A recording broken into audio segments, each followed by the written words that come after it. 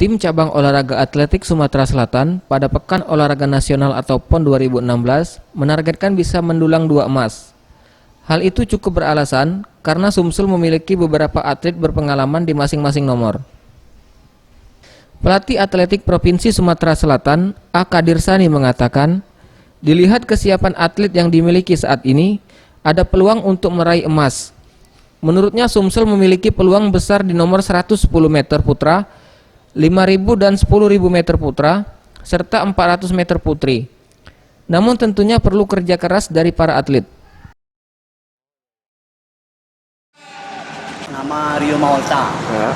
Kalau ini putrinya 400 meter putri Trimaya Sari. Saingan beratnya itulah dari Bali. Kalau Rio kan saingannya paling dari Jawa Barat. Atas nama Diki sama Rais. Nomor sprint Pak? Nomor spesialnya 110 meter gawang. Pada nomor 5.000 dan 10.000 meter, Sumsel menurunkan pelari Jauhari Johan. Selanjutnya untuk putri 400 meter yakni Srimaya dan 400 meter putra Rio Maholta. Farel Dwi Satria, Sriwijaya TV.